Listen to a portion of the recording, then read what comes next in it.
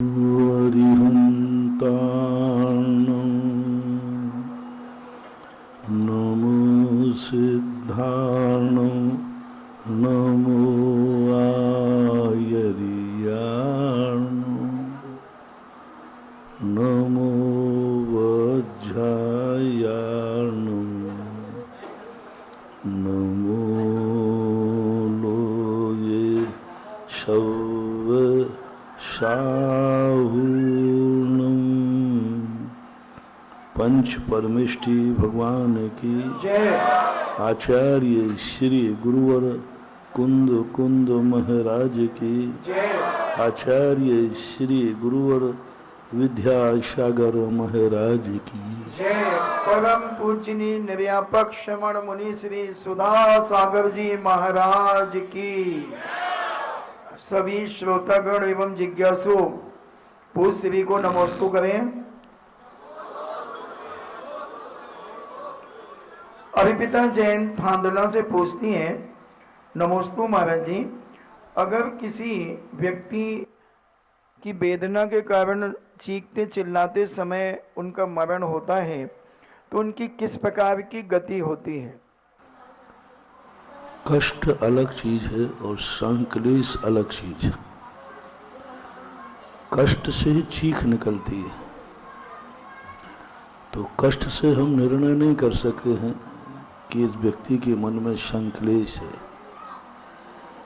संक्लेश जब माना जाता है जब व्यक्ति को अंदर से कसाय जागती हो, और कसाय में स्वयं का अहित और पर का अहित करने का परिणाम जागता हो। कितनी भी वेदना के साथ मरण प्राप्त करे, लेकिन उस वेदना के अनुसार उनकी गति का निर्धारण नहीं करना चाहिए। कष्ट शारीरिक होता है। साधु चलता है, जोर से कांटा लगा, जोर से कंकड़ चुभ गया, साधु का पैर लचक गया और चीख भी निकल गई, लेकिन इससे कोई फर्क नहीं पड़ता, क्योंकि उसके मन में संक्लेश नहीं आया कि देखो मैं साधु बन गया इसलिए कांटा लग गया। इसलिए शारीरिक स्थितियां तो चलती रहती हैं, शारीरिक कष्ट होता रहता है। आपने 10 उपवास करने वालों को देखा होगा, 9वें और 10वें उपवास में उनकी क्या हालत हो जाती है, बहुत कष्ट होने लग जाता है, आवाज भी कूदने लग जाते हैं, उठते भी नहीं बनता। अब उनसे उसी समय कहना, देखो आप सहन नहीं हो रहा है तो पानी पी लो, तो क्या कहेंगे? नहीं नहीं, मेरा तो उपवास है। अब देखना, शरीर कष्ट हो रहा है कि बैठ भी नहीं पा रहे, और पानी पीने का कहा तो बोले नहीं हमारा उपवास है तो इसका बेड़ा पार है। बस उसको बस इतना ही तो है। कष्ट हो रहा है शरीर में, इसमें कोई संदेह नहीं। प्यास भी लग रही है, गला भी सूख रहा है, गला चिपक रहा है, कूलने की आवाज भी आ रही है, तकलीफ भी हो रही है, हाथ पैर भी पटक रहा है, मान लो उपवास वाला। लेकिन जब उसको तुम थोड़ा कहो, लो भाई तुम बहुत तकलीफ हो रही ना, पानी पी लो, बोले नहीं मेरा उपवास है। यानी अंदर से तो उसका धर्म है, शरीर सहन नहीं कर रहा है, उससे कोई भी फर्क पड़ने वाला नहीं है। परिणाम बिगड़ जाए, हाँ मुझे पानी दो, मैंने गलती कर ली उपवास लेकर के, तब फिर संक्लेश आ गया। इसलिए तकलीफ में किसी का मरण हो रहा है तो बिल्कुल भी मत मानना कि उसकी दुर्गति हुई हो, सदगति भी हो सकती है, होती ही है। मरण करते समय प्रायः कष्ट की स्थिति बनती ही है। इसलिए कोई आवश्यकता नहीं है कि कष्ट से हम उसकी गति का निर्णय करें, सदगति भी हो सकती है। श्रीमती माधवी जैन बनगांव से पूछती हैं, नमस्ते महाराज जी, रावण ने बहुत सारी विद्याएं प्राप्त की दूसरों को नाश करने के लिए, परंतु रावण का स्वयं का नाश हो गया।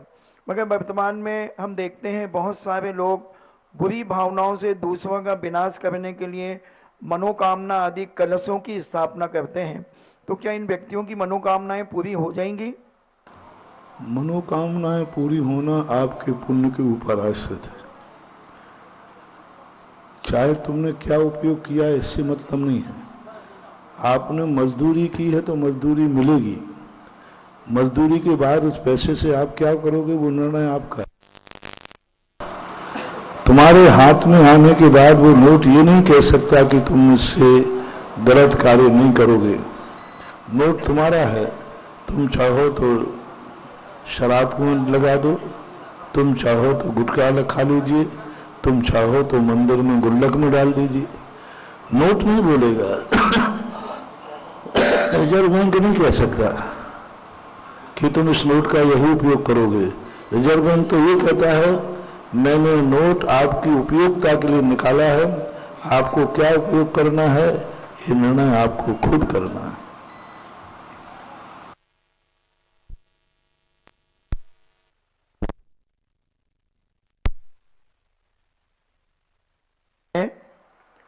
नमोस्तु महाराज जी। जिस व्यक्ति की भीषण दुर्घटना की वजह से याददाश्त कमजोर हो गई हो, जिससे शास्त्र में लिखा ज्ञान पढ़ने व सुनने पर याद नहीं रहता, किंतु शास्त्र ज्ञान प्रवचन का निचोड़ समझ में आ जाता है, तदनुसार स्वयं की चर्चाएं में सुधार कर लेता है, तो ऐसे व्यक्ति क्या मुक्ति के पात्र हो सकते हैं? स्मृति चले जाना अलग चीज है और स्मृति को भुला देना अलग चीज है। कोई व्यक्ति मुनि महाराज है, वृत्ति है, धर्मात्मा है, सोते समय उसको कोई होश नहीं रहता, लेकिन सोते समय भी सम्यक दर्शन रह सकता है। सोते समय भी मुनि महाराज ही हैं। इसलिए कोई धर्मात्मा यदि सम्यक दृष्टि हो गया, होकर के बेहोश हो गया, कामा में चला गया, तो ये मत समझना कि उसका सम्यक दर्शन छूट गया, वो अधर्मी हो गया। नहीं, उसने धर्म छोड़ा नहीं है, छूट गया है। जैसे मान लो कोई प्रतिमाधारी है और वो कौमा में चला गया, बेहोश हो गया, तो ये मत समझना कि उसकी प्रतिमाएं छूट गई। उसने छोड़ी ही नहीं है, शरीर काम नहीं कर रहा, उसके संकल्प में तो प्रतिमा है। जैसे सोते समय उसको कोई होश नहीं है, लेकिन फिर भी प्रतिमाएं काम करती हैं। इसी प्रकार आपने पूजन का नियम लिया था, अभिषेक का नियम लिया था, और आप यदि कामों में चले गए तो आपका अभिषेक का नियम टूटा नहीं है, आपका नियम चल रहा है, क्योंकि आपके संकल्प में आपने तोड़ा नहीं है। और बाहर से आपका टूट गया, मेमोरी नहीं रही, बाद में याद नहीं रही, लेकिन ज्ञान में तो है। इससे व्रत और संकल्प लेने के बाद चाहे आप बेहोश हो जाएं, चाहे कामों में चले जाएं, चाहे मरण को चले जाएं, लेकिन आपकी वही गति होगी जो होश में धर्म करने वाले की होती है।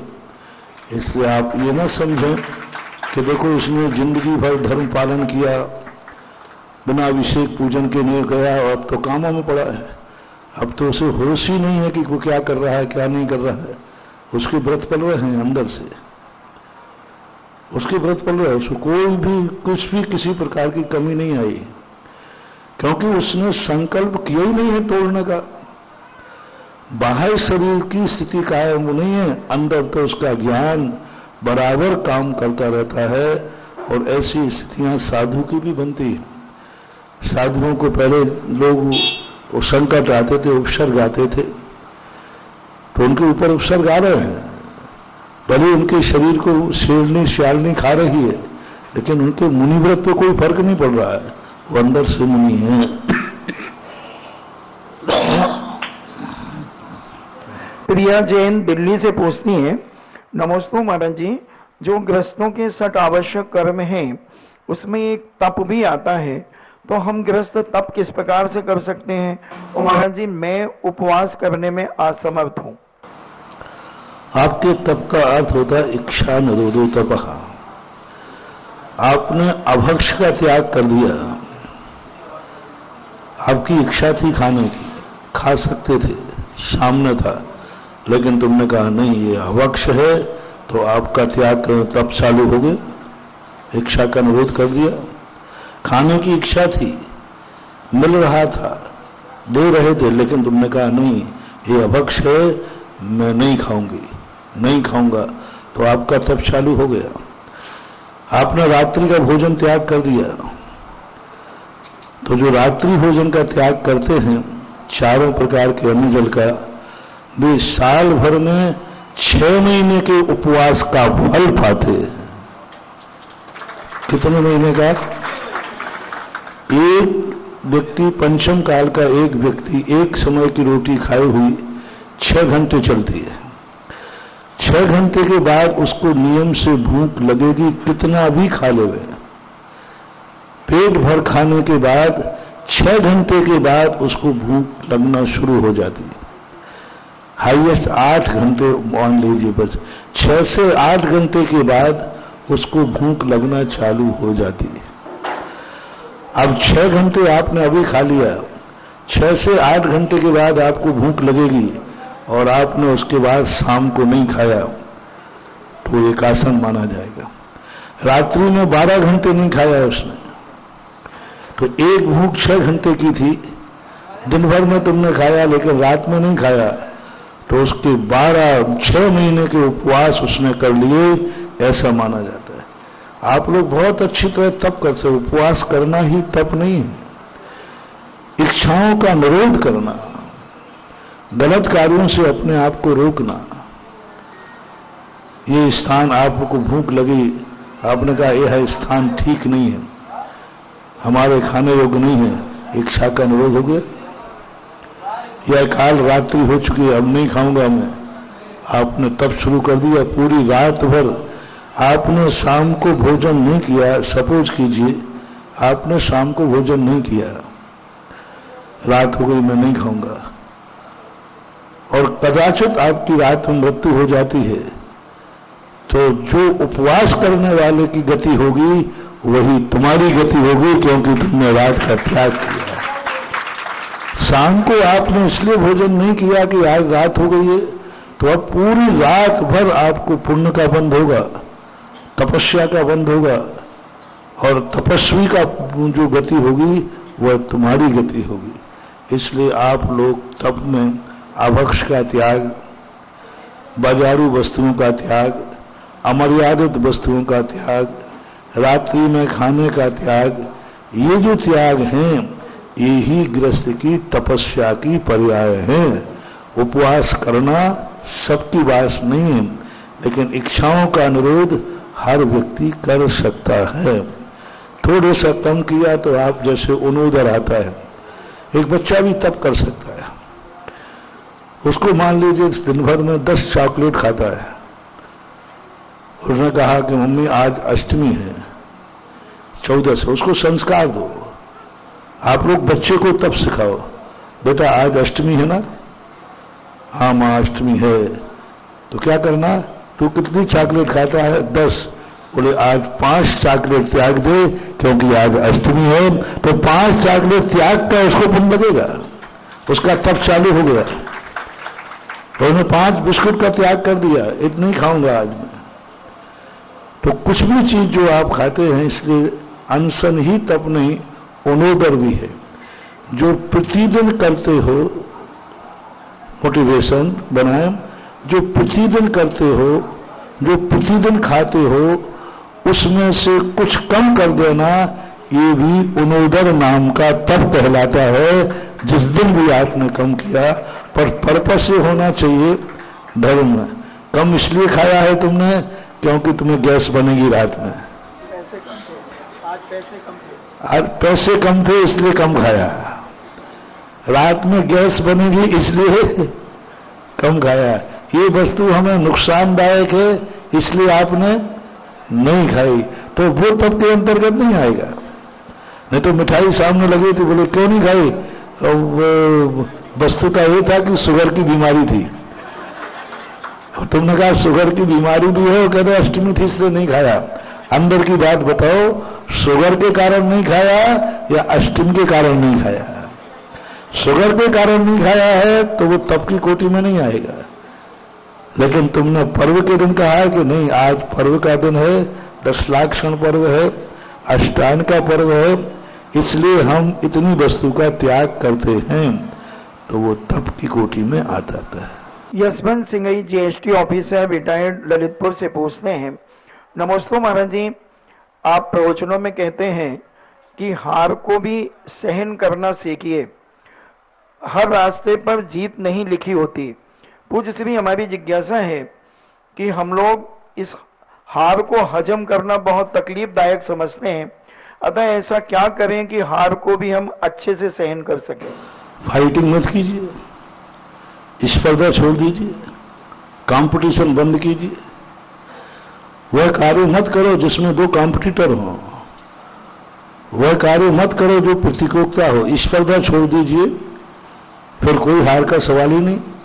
लेकिन जहां दो व्यक्ति जिस वस्तु को चाहते हैं, जिस वस्तु को दो व्यक्ति चाहते हैं, तो एक को तो हारना ही पड़ेगा, एक को तो पीछे हटना ही पड़ेगा, एक को तो कम नंबर आएंगे, क्योंकि दो व्यक्ति पास होना चाहते हैं एक से, तो एक को तो कम आएंगे, एक को ज्यादा आएंगे।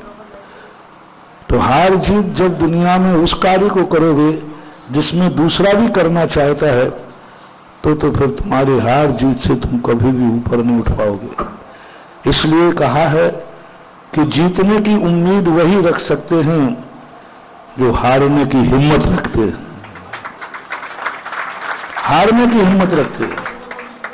जिन्हें मालूम है कोई एक हारेगा, मैं नहीं हारूंगा, वो हारेगा, मैं दुखी नहीं होगा, वो दुखी होगा, और दोनों में से यदि एक के दुखी होने पर तुम दुखी हो जाते हो, तो ये हार जीत का मामला चलता रहता है। या तो फिर हार जीत के मामले से अलग हो जाओ, ऐसा कार्य करो जिसमें कोई स्पर्धा ही ना हो। संसार के हर कार्यों में स्पर्धा है, हर कार्य में स्पर्धा है, लेकिन परमार्थ के कार्यों में स्पर्धा नहीं होती। इसलिए परमार्थ की तरफ बढ़ोगे तो स्पर्धा करने की जरूरत नहीं पड़ेगी, अन्यथा आपको हारने की हिम्मत रखना ही पड़ेगी। बिना हारने की हिम्मत रखने वाला कभी जीत नहीं सकता। जिज्ञासा समाधान में चलते हैं। देवेंद्र कुमार जी जैन गिरोर, और इसके बाद तैयार रहे अक्षय जी जैन गिरोर।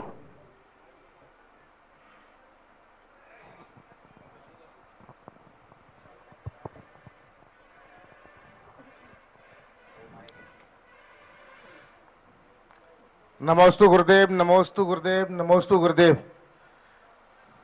इच्छामी महाराज जी, इच्छामी महाराज जी, इच्छामी महाराज जी।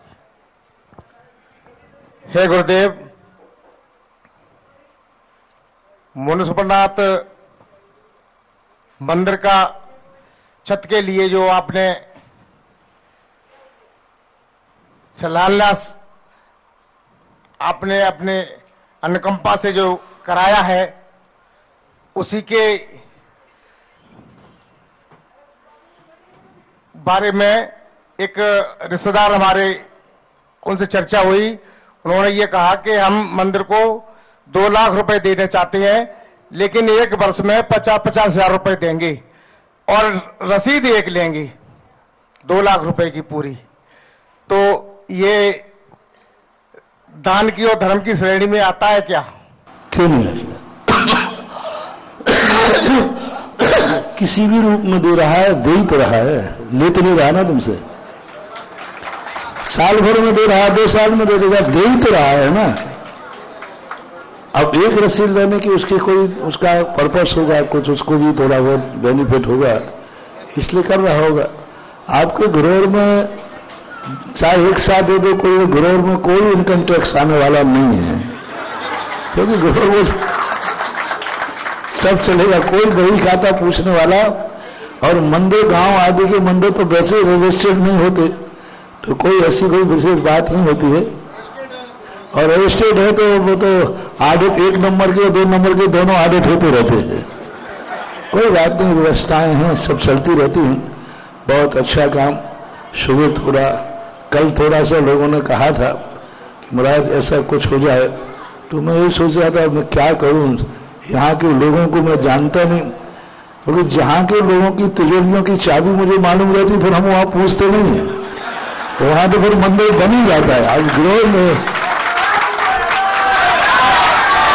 अब ग्रह के लोगों को मैं ज्यादा जानता नहीं, किसकी क्या क्षमता है क्या है, तो इसलिए कुछ फिर भी थोड़ा सा प्रवचन में संकेत हुआ, थोड़ा सा भाव आया, थोड़ा सा कुछ लोगों ने, बाहर के लोगों ने मन बनाया, कुछ तुम लोगों ने मन बनाया।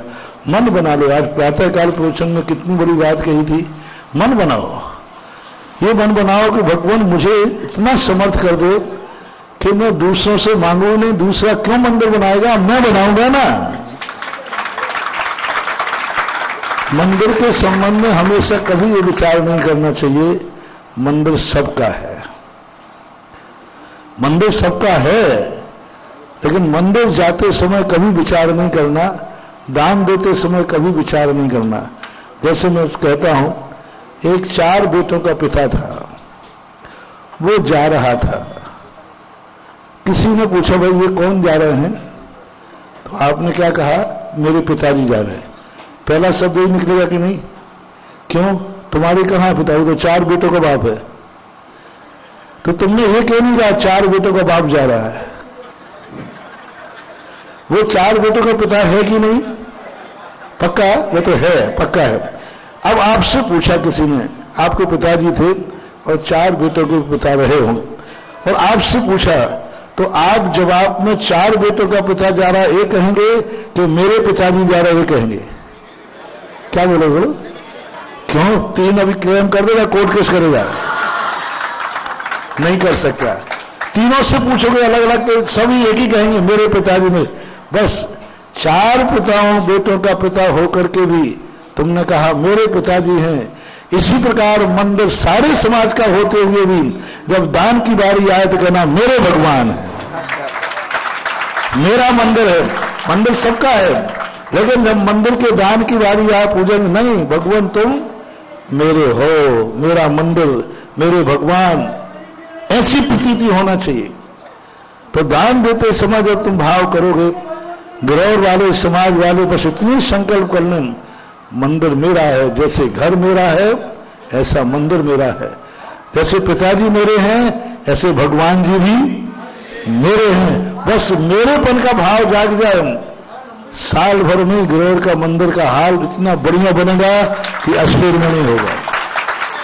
बस तुम लोग क्या मान रहे हो, तुम लोग क्या, बस ज्यादा मोटिवेशन नहीं करना।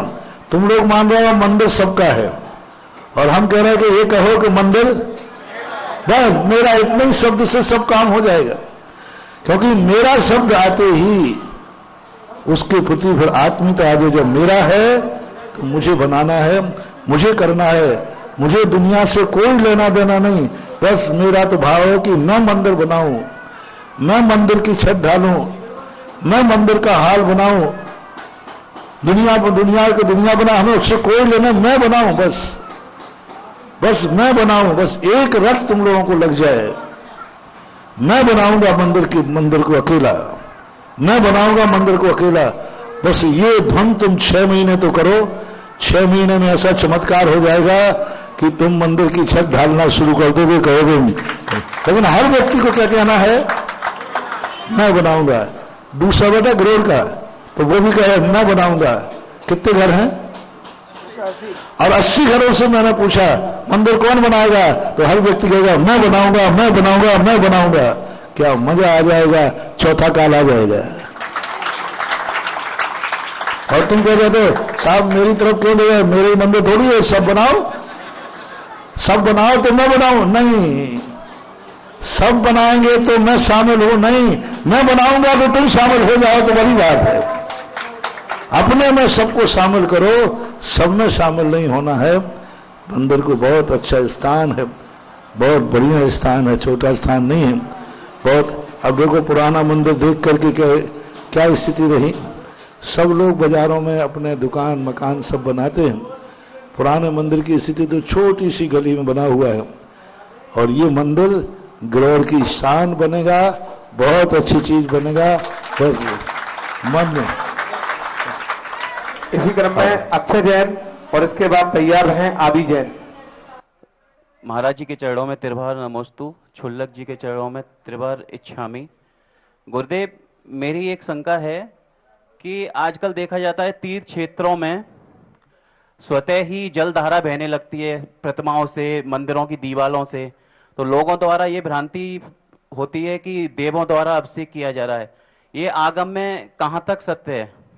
इसको भ्रांति न कहें, आगम में इसका उल्लेख मिलता है और इनके उल्लेखों की चर्चा है शास्त्रों में। भद्रबाहु स्वामी ने भद्रबाहु संहिता में इसको लिखा हुआ है, तो आगम में इसके द्वारा है।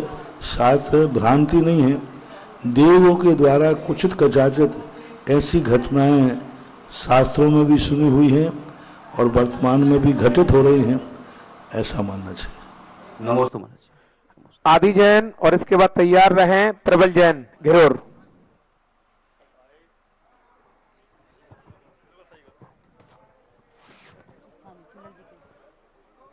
गुरुदेव नमोस्तु नमोस्तु नमोस्तु।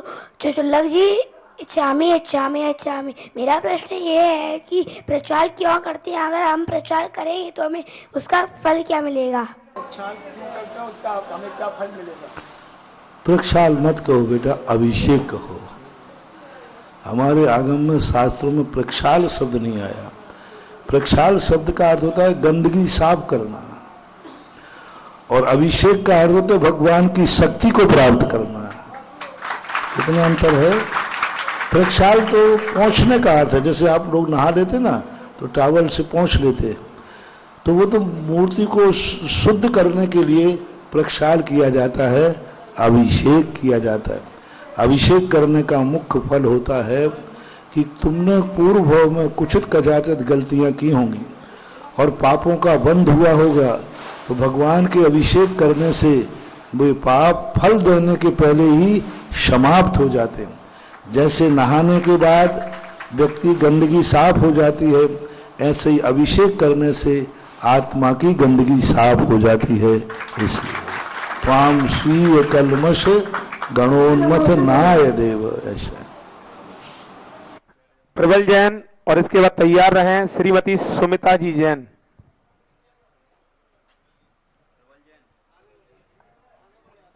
चलेगा श्रीमती सुमिता जी जैन, इसके बाद तैयार रहें नागेंद्र जी जैन घिरोर।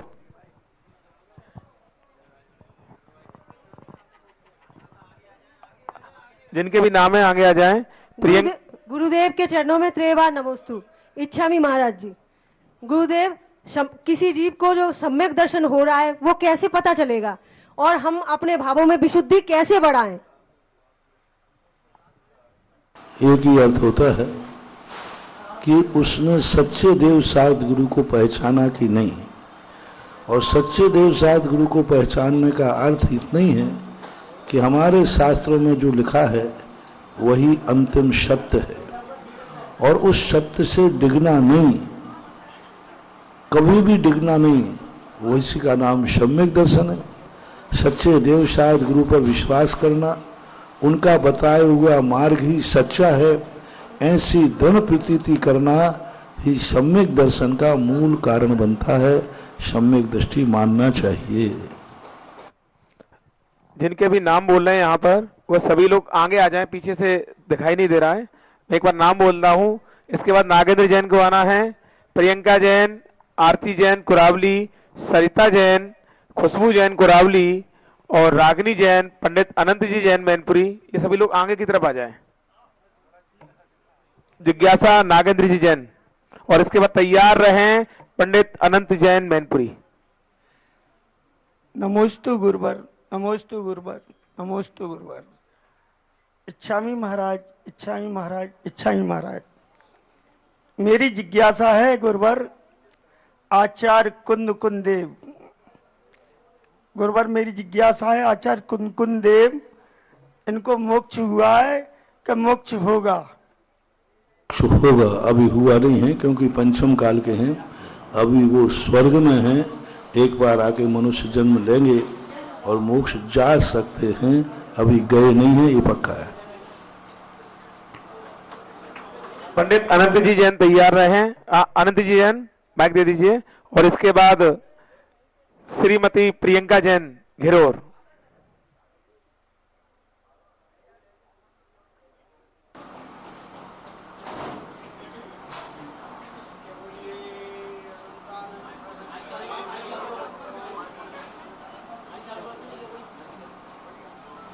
जय बोलिए अनंतानंत अनंत परमेश्वरी भगवंतों की।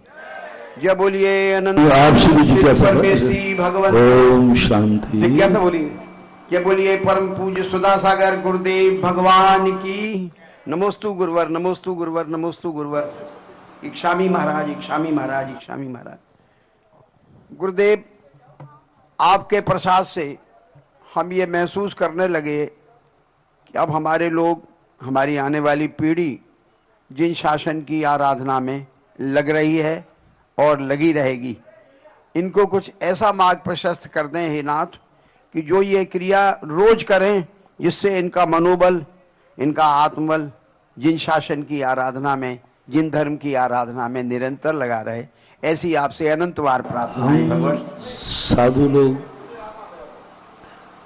पिताओं को सुधार सकते हैं, पिताओं को बच्चों को सुधारना है, क्योंकि बच्चे लोग साधु की भाषा नहीं समझ पाते, वे पिता की भाषा समझते हैं, और साधु पिताओं को समझा सकता है।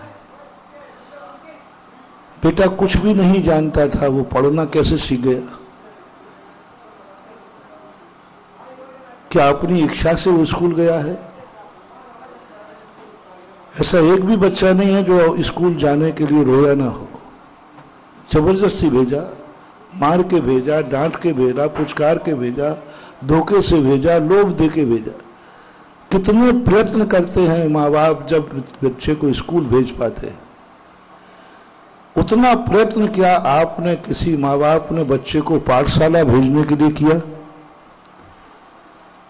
कितना प्रयत्न, उतना प्रयत्न जितना आप स्कूल भेजने के लिए करते। थप्पड़ भी मारते, क्या किसी ने पाठशाला के लिए थप्पड़ मारा बच्चे को? लोभ भी देते हैं, क्या बच्चे को लोभ दिया कि बेटा तू इतने नंबर लाएगा तो तुझे यह पुरस्कार दिया जाएगा? नहीं दिया। बच्चा कमाना नहीं जानता था, आपसे कमाना कैसे सीख गया वो?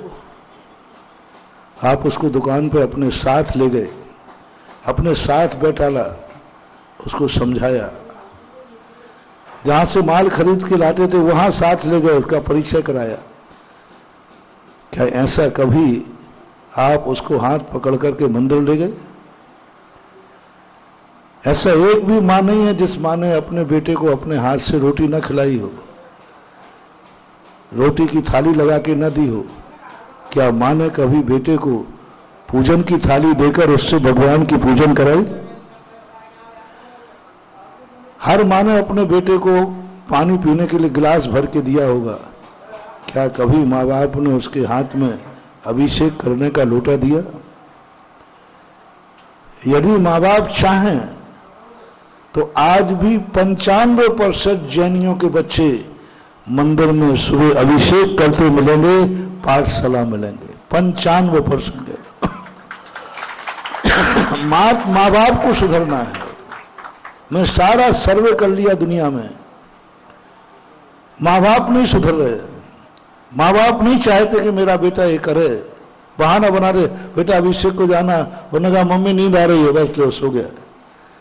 ऐसे बेटे ने कहा था बेटा स्कूल जाना है, तो बेटे ने कहा कि मम्मी नींद आ रही है, तो फिर तुमने उसको सोने दिया था कि थप्पड़ मारा था कि चद्दर खींचा था? तो फिर पाठशाला मंदिर नहीं गया तो थप्पड़ क्यों नहीं मारा? तो 90% जो गलतियां हो रही हैं माँ बाप से हो रही हैं। माँ बाप उस अवस्था में चेतते हैं जब बच्चा तुम्हारे हाथ से चला जाता है। उस बड़ी अवस्था में समझाते हैं जब बच्चा अब तुम्हारी बात मानने वाला नहीं है, वो किसी और की बात मानने लगा है, उसके बाद फिर कुछ नहीं समझा सकते। जब तक बच्चा तुम्हारे काबू में है तब तक तुम्हें बच्चे को सही लाइन देना है, तभी कल्याण है। अन्यथा साधु की मर्यादा होती है। साधु तुम्हारे बच्चे को, इसलिए मैंने कहा कि मैं बच्चे को नहीं समझा सकता क्योंकि मैं थप्पड़ नहीं मार सकता। मैं तुम्हें समझा सकता हूं, तुम बच्चे को थप्पड़ मार सकते हो, क्योंकि बच्चा थप्पड़ खाने से ठिकाने पे आता है, क्योंकि वो मूर्ख है, वो अज्ञानी है, उसको डांट चाहिए, उसको भय चाहिए। हम भय नहीं दिखा सकते बच्चे को, हम तुम्हें समझा सकते हैं और तुम बच्चे को डांट डपट करके भय दिखा के कर सकते हो। इसलिए आप माता पिता मेरे से सुधर जाओ और फिर तुम अपने बच्चों को सुधारो, सारा काम हो जाएगा, ये परंपरा आगे बढ़ जाएगी। श्रीमती प्रियंका जैन और इसके बाद तैयार रहें आरती जैन कुरावली। प्रियंका जैन घिरोर। श्रीमती प्रियंका जैन,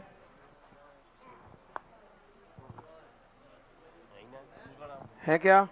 चलेगा। आरती जैन कुरावली आ जाएं और इसके बाद तैयार रहें खुशबू जैन कुरावली। हे गुरुदेव, आपके श्री चरणों में बारंबार नमोस्तु। चुलक श्री के चरणों में बारंबार इच्छामी।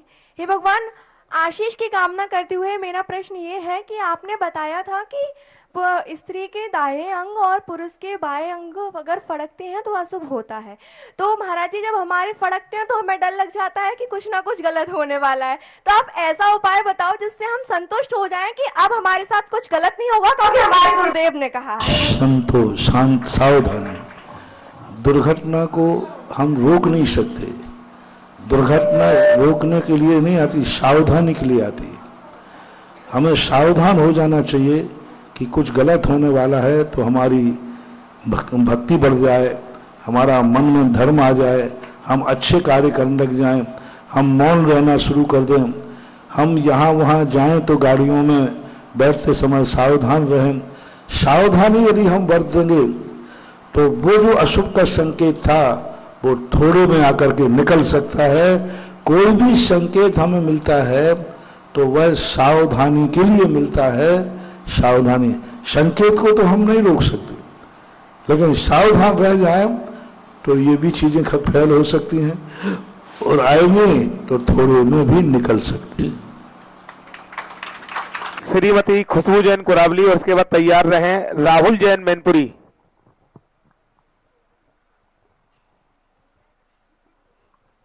नमोस्तु महाराज जी, नमोस्तु महाराज जी, नमोस्तु महाराज जी।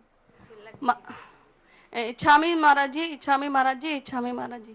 महाराज जी, मेरा प्रश्न ये है, भगवान का अभिषेक होता है पर महाराज जी का अभिषेक क्यों नहीं होता है? महाराज के अभिषेक करने में कई बाधाएं होती हैं। पहली बाधा तो है कि उनके अभिषेक करने से उनकी शारीरिक स्थितियां विपरीत हो सकती हैं।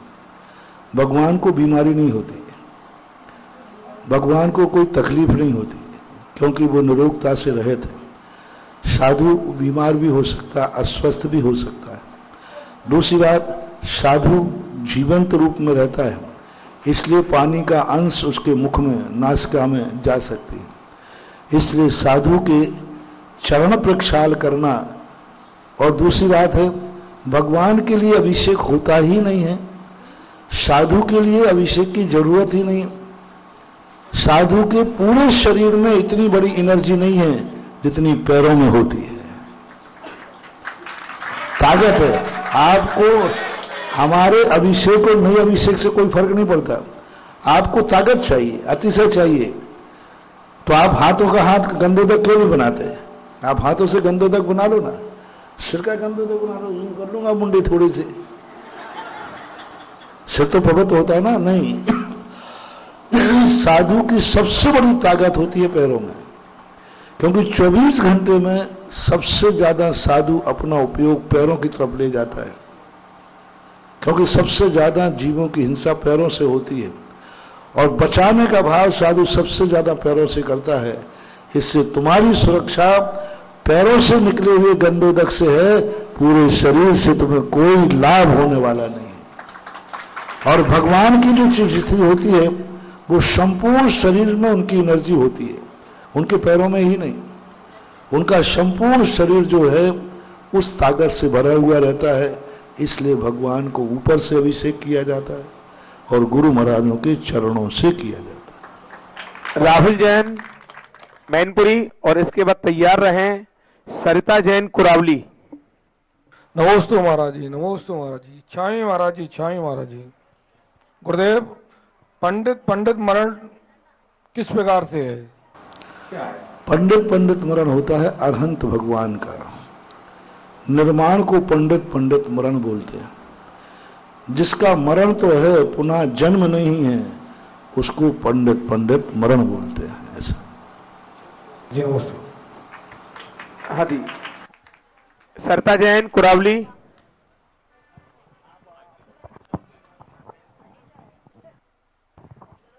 और इसके बाद तैयार रहें रागनी जैन घिरोर।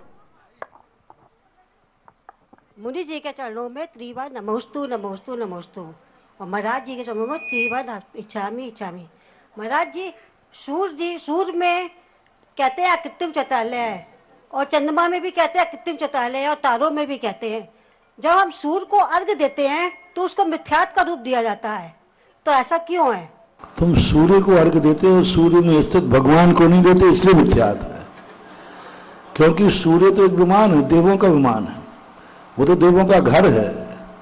सूर्य के अंदर फिर विद्यमान है। जैसे आप घरोर नगर के लिए अर्घ्य दो तो मिथ्यात्व में आएगा कि सम्यक में आएगा? घरोर नगर, पूरे नगर को ओम ह्रीम जन जाओ अनर्प्रताय घरोरम अर्घम नृपामती, या कुरावली को अर्घ दो। कुरावली को अर्घ देने में सम्यक होगा कि मिथ्या? पर वहां मंदिर भी तो है। हाँ, बस ऐसे ही जैसे कुरावली नगर को अर्घ देना मिथ्या है चूंकि मंदिर उसमें है, ऐसे ही वो विमान एक बहुत बड़ा नगर है, हजारों देवता उसमें रहते हैं, उनके विमान है। तो वो पूरा जो विमान है वो एक नगर के समान है, इसलिए सूर्य को अर्घ नहीं दिया जाता हमारे यहाँ।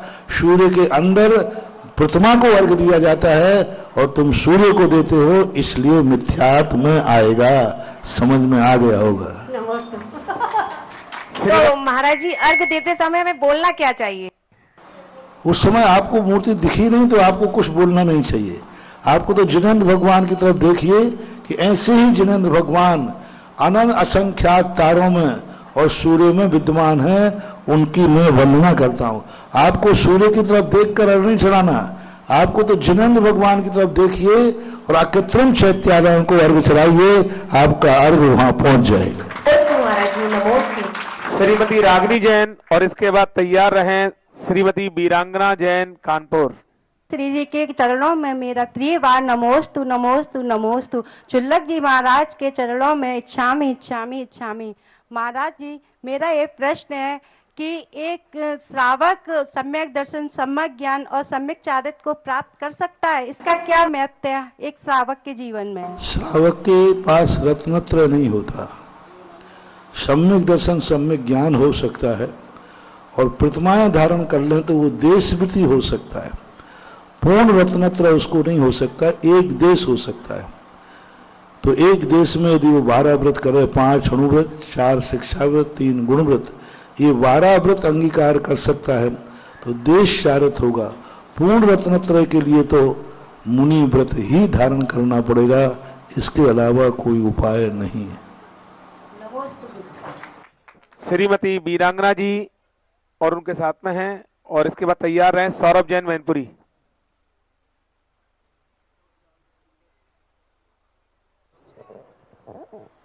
मेरे इष्ट गुरु को मेरी तरफ से सत सत नमोस्तु नमोस्तु नमोस्तु। चुल्लक महाराज जी को इच्छामी महाराज जी, इच्छामी महाराज जी, इच्छामी महाराज जी। महाराज जी, मेरी जिज्ञासा है, सायंकाल कितने होते हैं, और सायंकाल में तत्वार्थ सूत्र हम लिख सकते हैं या पढ़ सकते हैं, दोनों काम कर सकते हैं या नहीं? संधि काल 3 होते हैं, प्रातः काल, मध्याह्न में और संध्या काल। तत्वार्थ सूत्र इन संधि काल को छोड़ देना चाहिए। कम से कम जो संधि काल होता है 48 मिनट को कम से कम तत्वार्थ सूत्र सिद्धांत ग्रंथ में मानते हैं। इसे संधि काल में न पढ़ें न लिखें तो अच्छा है। बाकी रात में लिख सकते हैं और 24 घंटे कभी लिख सकते हैं। संधि काल जो होता है उसमें नहीं लिखना चाहिए। सौरभ जैन मैनपुरी, और इसके बाद तैयार रहें प्रतीक अनीता जैन प्रचंदिया कुरावली।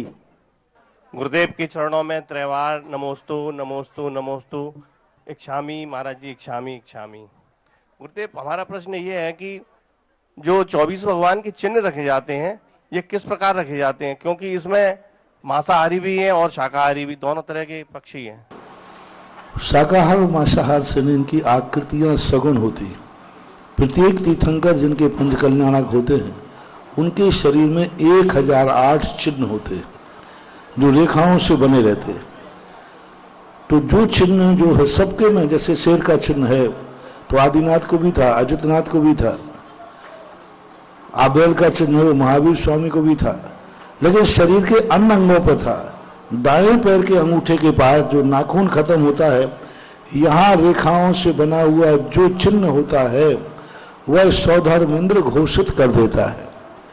अब किसी के सिर पड़ गया, किसी के सूकर पड़ गया, किसी के हाथी पड़ गया, तो दाएं पैर के अंगूठे पे जो चिन्ह पड़ जाता है वह चिन्ह घोषित हो जाता है। ये शुभ और अशुभ मांसाहारी शाकाहारी से नहीं है, इनकी आकृतियों को शुभ माना गया ज्योतिष शास्त्रों में। किसी भी जानवर की आकृति यदि बनती है तो वह शुभ संकेत का रूप होती है, ऐसा मानना चाहिए। नमस्ते। अनीता जी प्रचंडिया और इसके बाद तैयार रहें सचिन जैन करहल। हो गया, चलेगा। सचिन जैन करहल, उसके बाद तैयार रहें ललिता जैन कुरावली। सचिन जैन करहल, आगे आ जाओ, आगे।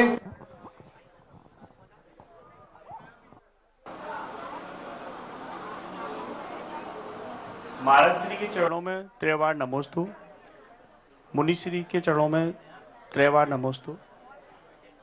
महाराज जी, मेरी ये इच्छा है कि जो मंदिर जी में अभिषेक होता है सुबह 7 बजे, कुछ लोग बाद में भी अब आकर अभिषेक करते हैं, क्या ये उचित है? अगर उचित है तो फिर अभिषेक करके ही पूजा करनी चाहिए या फिर महाराज? अभिषेक की जो स्थितियां हैं मंदिर में एक बार ही होना चाहिए, सामूहिक रूप से। सबसे अच्छा श्रेष्ठतम वही है कि सब एक साथ, उससे भगवान की गरिमा रहती है, गंधोदय में अतिशय बढ़ता है। जितने ज्यादा लोग एक साथ मंदिर में अभिषेक देखेंगे उस गंधोदय में उतनी गुनी एनर्जी आती है। एक अकेला व्यक्ति गया और अभिषेक किया तो उतना ही आएगा। इसलिए सामूहिक पूजन अभिषेक एक बार ही होना चाहिए, क्योंकि अभिषेक करते समय उस मंदिर से जितने रिलेटेड लोग हैं उनको मालूम होना चाहिए कि जिस समय मंदिर में अभिषेक हो रहा है उस समय घर में वो और भी गंदे कार्य न करें, बाथरूम न जाएं, टॉयलेट न जाएं, चाय पानी न करें, भोजन न करें जिस समय अभिषेक हो रहा है। और ये तभी संभव है जब मंदिर के अभिषेक का एक निश्चित समय हो, उसी समय संभव है। अन्यथा इधर भगवान का अभिषेक हो रहा है और तुम घर में अन्य सांसारिक कार्य कर रहे हो तो उस समय निधत्त निकाचित कर्मों का बंध होता है। इसलिए निर्धारित तिथि हो, निर्धारित समय हो तो ही श्रेष्ठ माना जाता है। अच्छा तो यही है, फिर अब तो तुम्हारा है अपनी डपली अपना राज, कौन क्या करेगा। सही तो वही होना चाहिए। हाँ ठीक है। हाँ जी, इसके बाद तैयार रहें ललिता जैन कुरावली और इसके बाद तैयार रहें एसका जैन मैनपुरी।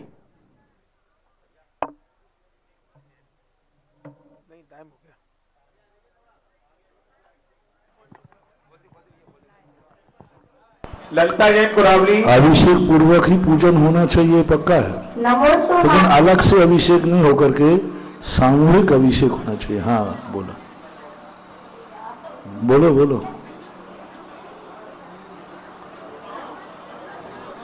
नमोस्तु महाराज जी, नमोस्तु नमोस्तु महाराज जी, नमोस्तु महाराज जी। मेरी जिज्ञासा है, जैसे घर में चूहा मर जाता है तो मैंने उठा के फेंक दिया, तो मुझे पूजा करना चाहिए या नहीं?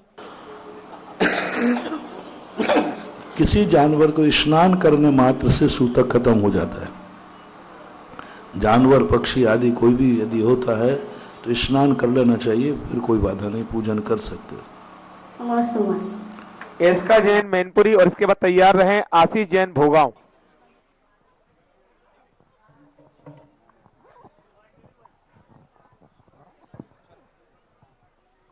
महाराज जी नमोस्तु नमोस्तु नमोस्तु। छुलक जी इक्षामी इक्षामी इक्षामी। महाराज जी मेरा प्रश्न ये है कि तीर्थंकर भगवान के पंचकल्याणक होते हैं लेकिन अरिहंत भगवान के क्यों नहीं होते हैं?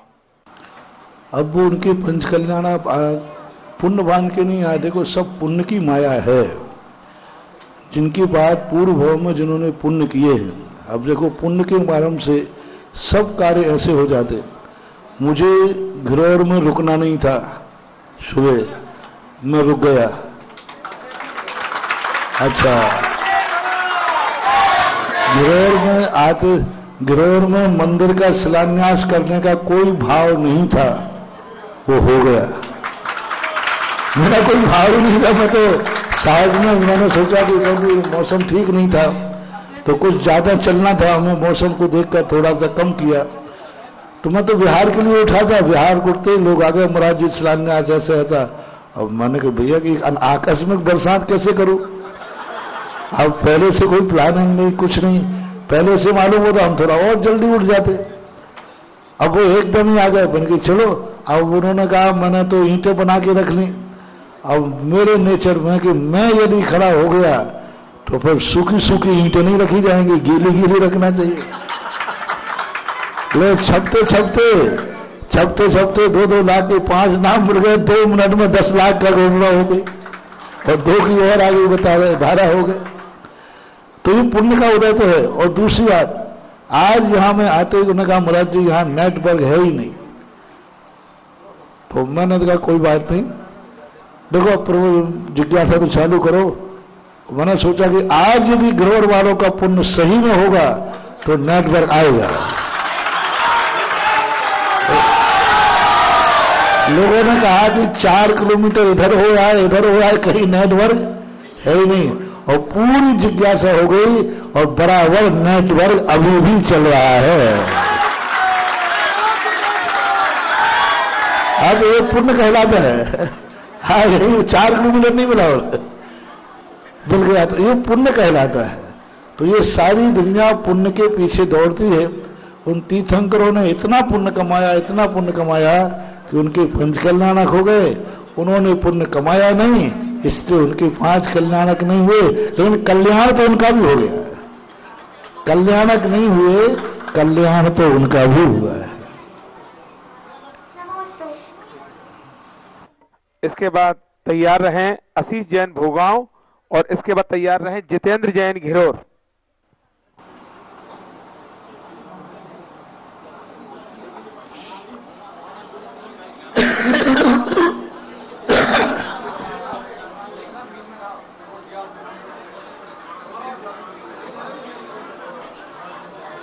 नमोस्तु महाराज जी, नमोस्तु महाराज जी, नमोस्तु महाराज। चोलक जी के चरणों में बारंबार नमस्तु। हे गुरुदेव, मेरा एक प्रश्न है, जो अष्टमी और चतुर्दशी का जो व्रत रखते हैं उसका महत्व हमारे जीवन में क्या होता है गुरुदेव? अष्टमी 14 एक पर्व है।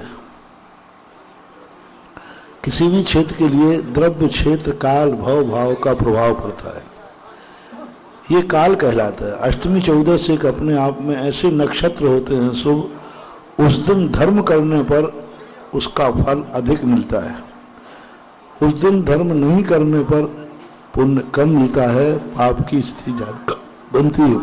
क्योंकि कोई भी वस्तु काल का भी एक हाथ होता है। जैसे एक किसान उसी बीज को 8 दिन पहले बो देवे या 8 दिन बाद बोवे तो वो नहीं फलता, और यदि समय पर बोता है तो वह अधिक फल देता है। ऐसे अष्टमी 14 अनादि अनंतकालीन पर्व कहलाते हैं। ऐसा प्रतीक्षा जैन, और इसके बाद तैयार हैं आशीष जैन भोगांव।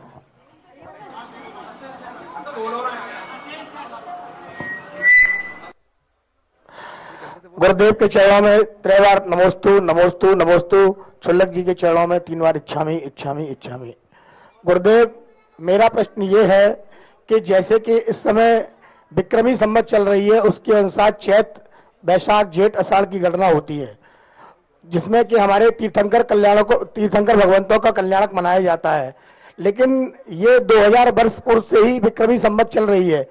इससे पहले जो हमारी गणना होती थी वो किसके आधार पर होती थी, कैसे पता लगाया गया कि वर्ष कृष्ण एकादशी को प्रार्थना भगवान का जन्म हुआ और चंद्रप्रभु भगवान का जन्म हुआ, और अन्य तीर्थंकरों का कल्याण कैसे बनाया गया? विक्रम संवत के पहले शक संवत चलता था, शक संवत के पहले हाजिरी संवत चलता था, उसके पहले वीर निर्माण संवत चलता था। उसके पहले के समय चूंकि इतने हजारों सैकड़ों वर्षों की उम्र होती थी, असंख्यातों वर्षों की उम्र होती थी, तो वहां संवत तो उसकी गणना क्योंकि संख्या तो सीमित होती है, वो तो असीम काल था, इसलिए तिथि तो रह गई लेकिन संवत नहीं रह गया। तिथियां तो अनादि काल से हैं, संवत बदलते हैं, तिथियां नहीं बदलती। संवत बदलते हैं, विक्रम राजा आ गया तो विक्रम हो गया, ईसा मसीह आ गया तो ईसा हो गया, लेकिन तिथि कभी नहीं बदलती। तिथि अनंत अनादि अनंत कालीन है, इसलिए तिथियों की अपेक्षा से तिथियां तो महावीर स्वामी ऋषभदेव के समय में भी थी, पर संवत उस समय का आज प्राप्त नहीं होता क्योंकि वो असंख्यात में गिना जाता है, इसलिए। तो जब महाराज जी उस समय भी चैत और बैसाख की गणना? हाँ, चैत बैसाख जेठ हमेशा थे। चैत ये 12 महीना और एकम दोष तिथि ये अनादि अनंत काल तक हैं, कभी नहीं बदली जाएंगी। संवत बदलते रहेंगे, कभी किसी से कभी किसी से। प्रतीक्षा जैन और इसके बाद तैयार रहें विधि जैन कुरावली। मुनिश्री के चरणों में नमोस्तु नमोस्तु नमोस्तु, छुलक जी के चरणों में इक्षामी इक्षामी इक्षामी। मुनिश्री, शास्त्रों में बताया जाता है कि कोई जीव भव्य है और कोई अभव्य, तो मुनिश्री क्या ये पहले से निश्चित होता है कि कौन सा जीव भव्य होगा और कौन सा अभव्य, या कोई भी जीव भव्य बन सकता है अपने कर्मों द्वारा? नहीं, भव्य और अभव्य निश्चित होते हैं, उनमें कोई भव्य नहीं बन सकता, कोई अभव्य नहीं हो सकता। वो अनादि अनंत काल से वैसे ही नेचर लेकर दो जीव हैं कि भव्य भव्य ही रहेगा, अभव्य अभव्य ही रहेगा, कोई बनाया नहीं जा सकता, हम बन नहीं सकते।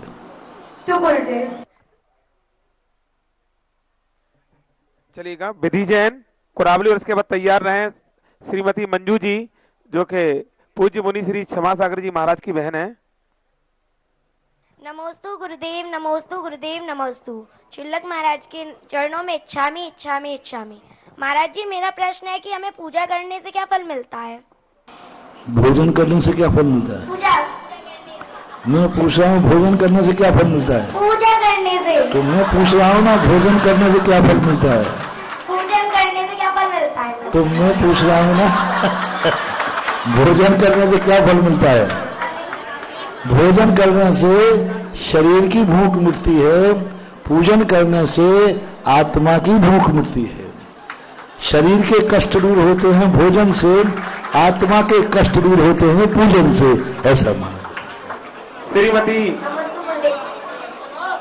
बोले महावीर भगवान की। श्रीमती मंजू जी, जो पूज्य मुनि श्री क्षमा सागर जी महाराज की बहन है। नमस्तु गुरुदेव नमस्तु। इच्छामी महाराज जी इच्छामी। महाराज जी, मेरा ये क्वेश्चन है कि जैसे भक्तामर का विधान करवाते हैं 48 दीपकों द्वारा और भजन का बुलावा लगता है, उसमें लोग बाग सामग्री बांटते हैं, गोला बांटते हैं, वो मंदिर के उपयोग में ले सकते हैं या नहीं? कोई बात नहीं, ले सकते ले सकते। नमस्तु। चलिए आरती के लिए। हाँ चलिए आरती के लिए आइएगा, सभी लोग खड़े हो जाए अपने स्थान पर। आरती के लिए कौन सा सौभाग्यशाली परिवार है जो आज पूज्य श्री की मंगल में आरती करने का परम सौभाग्य अर्जित करेगा? आदि बोली के माध्यम से चलते हैं 11,111 रुपया। कौन सा सौभाग्यशाली परिवार है जो पूज्य श्री की मंगल में आरती करने का परम सौभाग्य अर्जित करेगा? 11,111 रुपया। कौन सा सौभाग्यशाली परिवार है जो पूज्य श्री की मंगल में आरती करने का अवसर प्राप्त करेगा? 11,111 रुपया। राहुल भैया 11,111। राहुल जी जैन परिवार अहिंसा भाई साहब आगे आ जाइए, राहुल भैया यहाँ आरती लेके भैया। राहुल जी परिवार, अहिंसा परिवार करहेल और जितने भी करहेल के भाई साहब के साथ में आए हैं सभी महानुभाव आगे आ जाएं।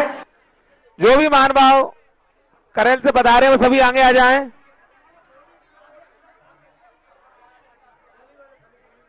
बोली वाले भैया आगे आएंगे केवल, और सब लोग पीछे हो जाएंगे।